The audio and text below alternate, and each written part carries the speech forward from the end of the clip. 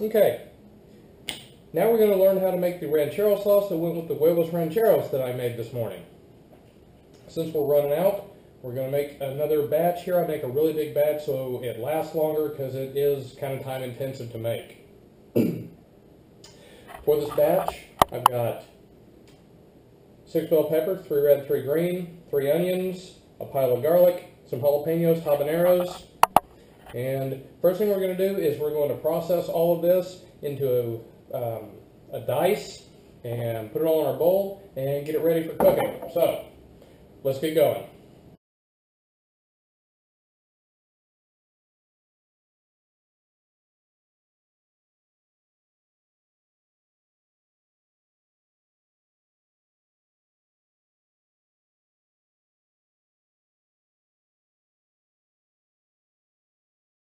Okay, now I've got all the onions and bell peppers sliced. I'm going to go into slicing and seeding the hot peppers, the jalapenos and the habaneros. I wear gloves when I do this, obviously, because I don't want the oils on my hands, as they are really, really hot. So, do the same thing with these. We're going to take the tops off, cut them in half, and take all the veins and seeds out of the inside of them, because that will make the sauce bitter if we leave that in during the cooking process. So, moving on to the jalapenos and habaneros.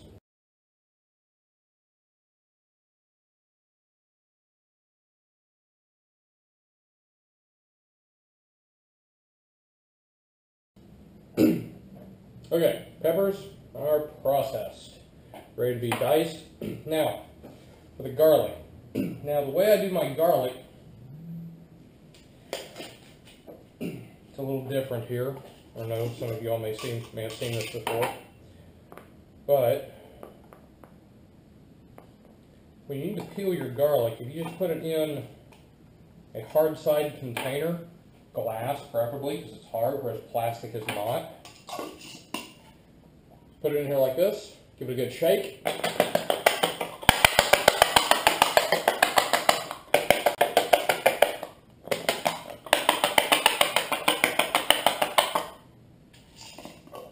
Typically, you'll be able to pull the garlic cloves almost right out of the skins.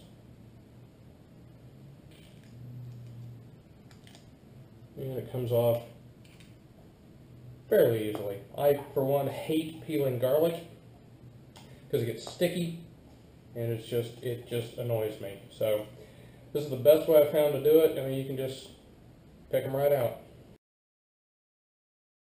Okay, garlic's now ready to be chopped, as are the peppers, jalapenos, and onions. So we're going to process all this into a fine dice and get it ready for the cooking process.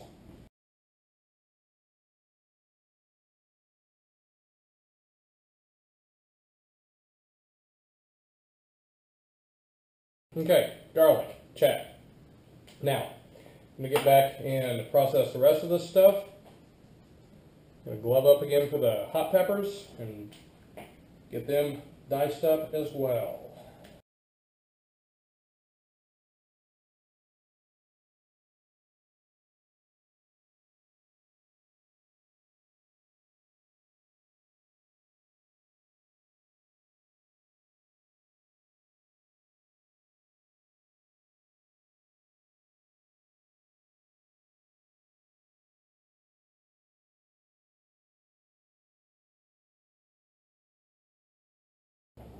Okay, so now I've got all our chopping done, which this has taken probably, I don't know, better part of 30, 45 minutes. I'm sure on film here it's only taken probably 2-3 minutes by this point. The magic of technology. Okay, so what we're going to do is we're going to heat up our pans, and we're going to get the peppers in, get those started. The garlic will go in later because it will burn if we get it in too early. Don't want it to cook as long as the rest of the stuff. So we're going to move over here, start heating the pans up, and keep going here.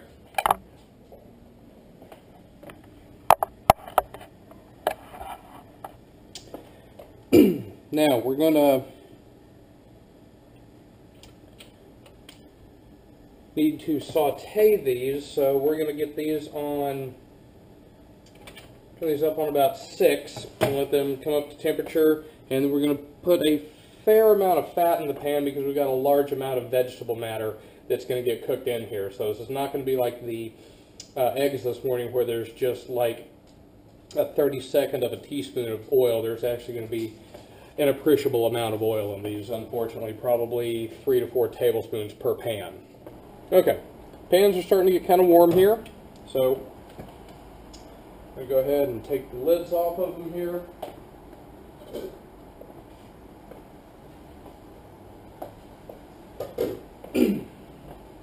Now, like I said, we're going to have an appreciable amount of oil here, and I like to use a little bit of bacon fat and then probably a canola oil because it's got a nice high smoke point. So we're going to put bacon fat in there.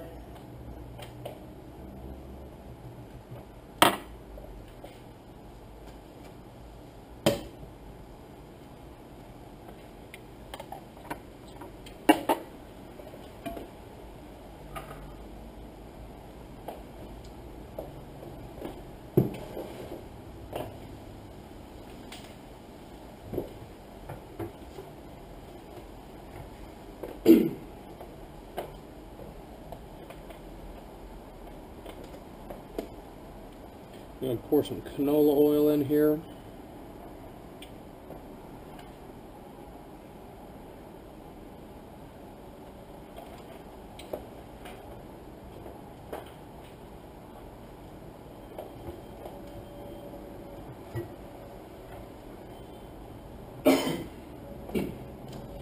Okay. I'm going to get that to coat the bottom of the pan.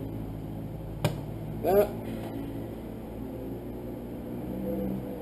There we go. Okay. Now, I'm going to try and do about half of this in each. We need to mix these up a little bit so we don't get them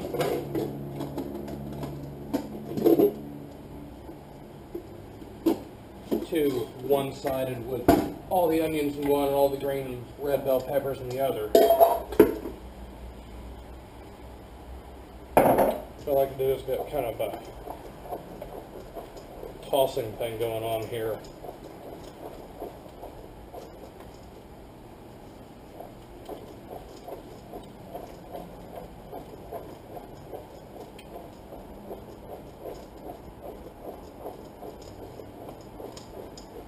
There. That one's hot. That one's hot. Got all this fairly mixed together here, so we have a good representation in each pan.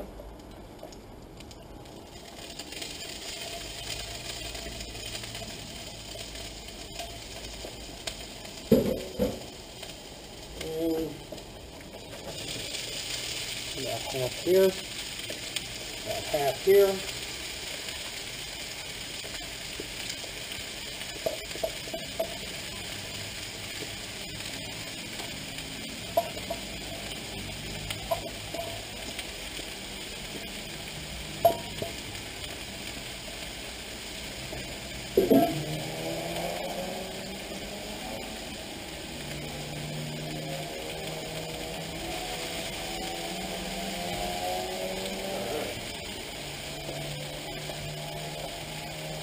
Wipe up a little bit of grease splatter here.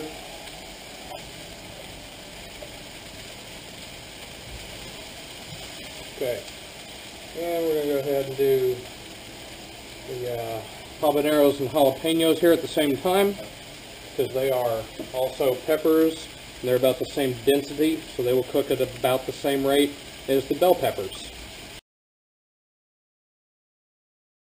Put the garlic in here a little bit later. Now, we're going to get the spice dumps ready. And since we've got to split it between two pans, we're going to use 2 ramekins.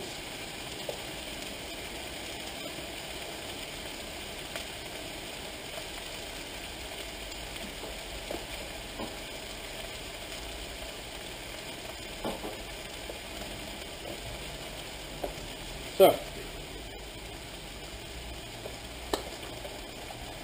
prepping the spice dumps. What we've got here is cumin. I use a lot of this stuff, so I buy it by the pound. got ground habanero, as if the 3 habaneros in there weren't spicy enough. And then some cayenne, mostly just for color at this point. I like to get the petite diced tomatoes to go with this. These have green chilies in them. 4 cans of that, going to be 2 in each. Kosher salt, and then chicken broth on the back end of it here. So, the spice dumps. 2 ramekins. We have 2 pans.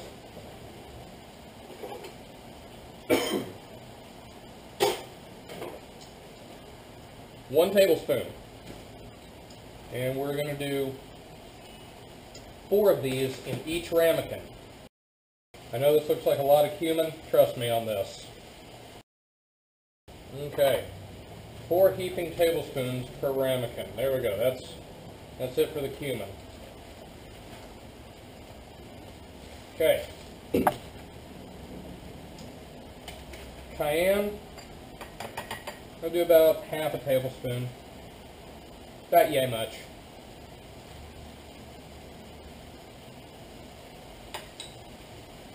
Like I said, it's mostly just for color at this point. The ground habanero. This stuff, you got to be careful with this, because you really got to remember, folks, a little dab of do-ya. I'm doing about that much per ramekin. That's what, about an 1/8, maybe a 1/16 of a teaspoon. About that much. That's all you need.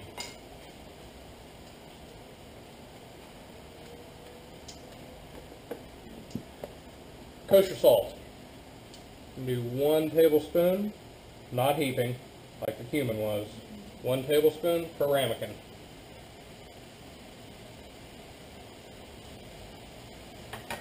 There we go. Okay. And those are our 2 spice dumps. And we'll get 1 in each pan. And get back over here. Alright. Give these another stir as they continue to saute.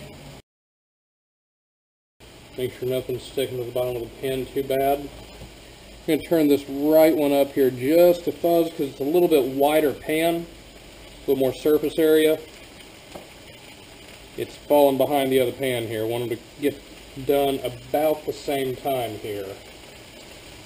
Because while this is for breakfast throughout the week, we still got dinner to get to cook. Use another quick little stir here so they don't burn on the bottom. Everybody sauteed all nice together. It's starting to get fairly sauteed here, starting to turn a little translucent on the onions. So about now, we're going to go ahead and add the garlic. Try to get about half and half here.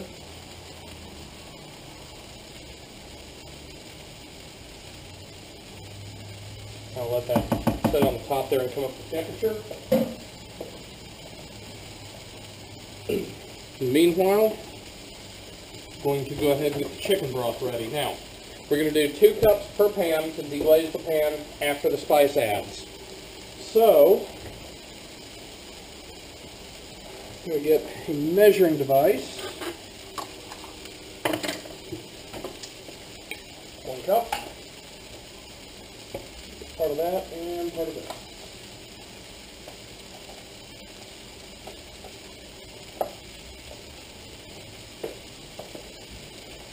This is just regular, everyday chicken broth. So, it's going to probably seem a little odd here. What we're going to do is we're going to put the spices in the pans before the chicken broth. This gives the spices a chance to stick to the material, the vegetable material in the pan. Also, gives us a couple of minutes to toast the cumin. Cumin has to cook or it doesn't taste right. This gives us a little bit of time to toast it without the addition of any liquids. So we're going to go ahead and stir the garlic in there as this is getting close to what looks like a good saute. You can probably see. Turn that back down to the same heat as the other one here. Starting to get a little head of it. Stir that garlic in. Now it's starting to get warm. Give it a little sweat.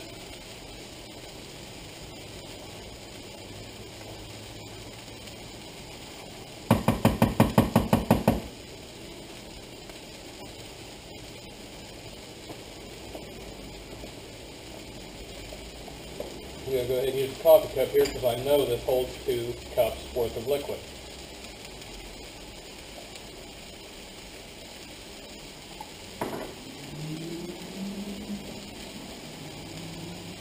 Since I know that, I'm just going to go ahead and fill it on up. That one. I know we had another coffee cup around here. Here we go. This also holds 2 cups.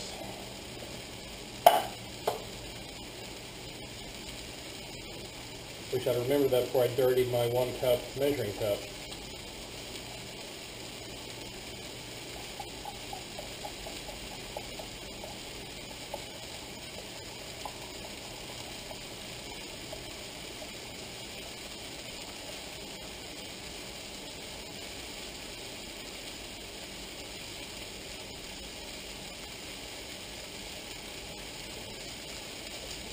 I like to add the chicken broth all at once. That way it deglazes from the bottom of the pan because we will have some dry spices that stick to the bottom.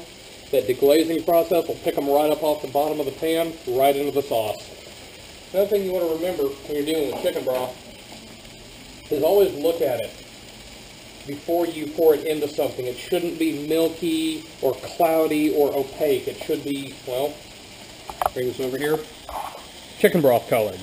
Because I made the mistake pouring chicken broth in without pouring it in a container and looking at it one time, and the chicken broth had spoiled or gone bad in some fashion, molded something, and whatever it was, that was actually ranchero sauce that I was making. Got ruined. It was horrible. Had to throw the whole thing out. And as you've seen, there's a significant amount of prep that goes into this and time, so I was not a happy camper that day. Okay. Got time to add the spices here. Going to go ahead and turn these down from 6 to about 4 on the electric stove here. Bring the heat down just a touch. Alright, first spice dump right here. Just like that. Second spice dump right here. Just like that.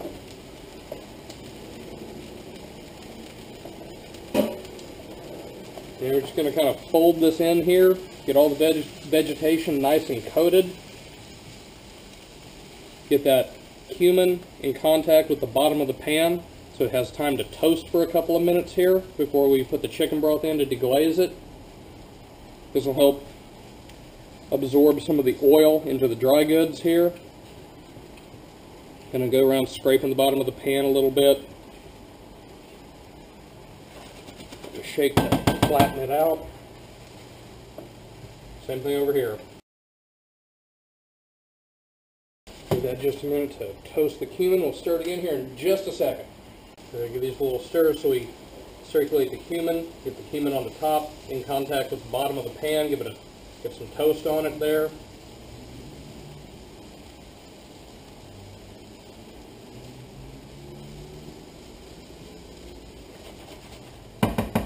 Actually, there's enough oil and moisture here. This really didn't burn to the bottom of, or stick to the bottom of the pan, rather, the dry goods that I put in there. So there's not going to be a whole lot of deglazing going on, which that's a good thing. That's where all the flavor is. But still, I never like to see anything stuck to the bottom of the pan, whether it's expected or not. Okay, we'll give those another just 30 seconds or a minute here. While that's getting going, I'm going to go ahead and open up the tomatoes here and get those ready. Tomatoes are prepped and ready. This cumin is smelling like it's about done here. As you can tell, because you can just smell the cumin has gone from a raw to a cooked state or a toasted state. Give it a little shake. Make sure it gets all down in contact with the bottom of the pan. Chicken broth in this one. Give it a little shake.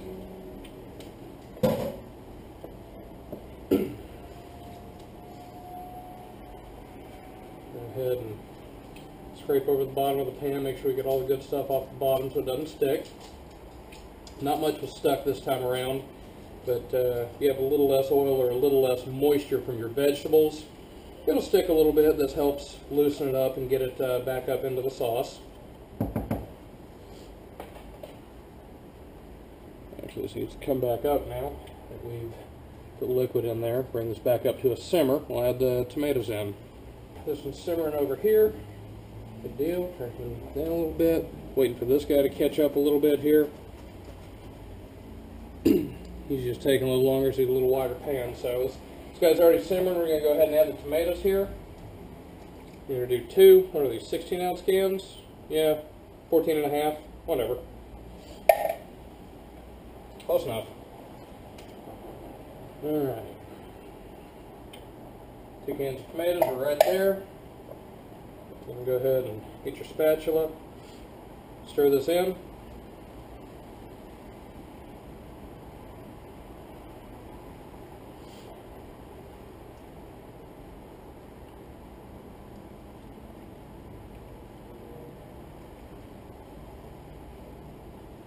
Okay, that will come back up to a simmer here in just another minute. This guy's in a simmer. Good deal. 2 cans of tomatoes here. This guy's come back up to a simmer. This one over here, not quite yet. We're going to turn him down, back down from 8 to 6. Go ahead and turn this guy up on high for a minute just to get him caught up. Because this is the point, they need to simmer for 15 minutes. This is really going to finish cooking the cumin, give it a good cooked flavor so it's not going to be raw. It's going to finish cooking off the onions and peppers that are in there and get all the flavors melded together, let everybody get to know each other. Go ahead and finish steeping the garlic in there.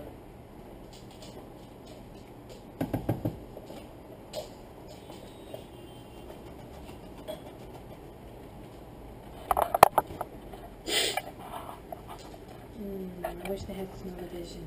Yeah. When they make a GoPro with smell-o-vision, I'm so there. Okay, this is a pretty fast simmer. I'm going to turn this all the way down to 2. This should keep it simmering at a nice slow simmer. We want it about this speed right here.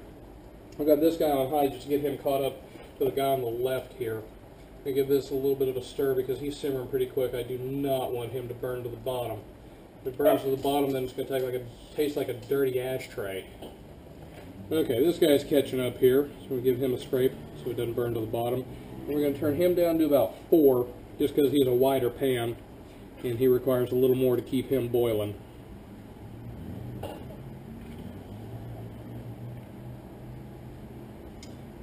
Now, I simmer this with the tops off, so they evaporate a little bit and condense a little bit, but I find that when I go to reheat them, it's beneficial to add tablespoon, maybe 2 of chicken broth if you reheat it in the microwave, because we're going to pack this up and freeze half of it, and the other half's going to be used for breakfast throughout the week. But just a little bit of chicken broth when you reheat it will really help keep it nice and moist and juicy. Okay, we're both at a simmer now, so we're going to set the timer for 15 minutes. And away we'll go. And through the magic of time travel, this should only take about 45 seconds for you folks.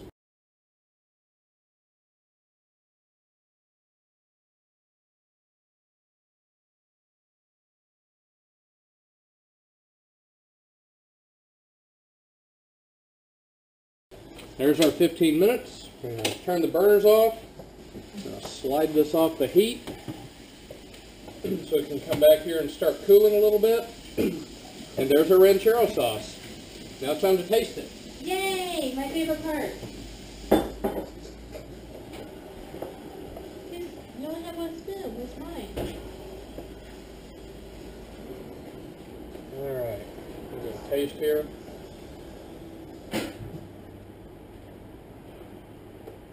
Don't double dip. Not bad. So here's the real test. I'm going to feed some to the wife.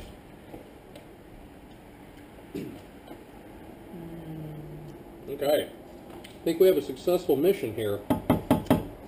So, we're going to wait for that to cool. We're going to pack it up, freeze half of it, put the other half in the fridge. And that, folks, is how you do Huevos Rancheros sauce.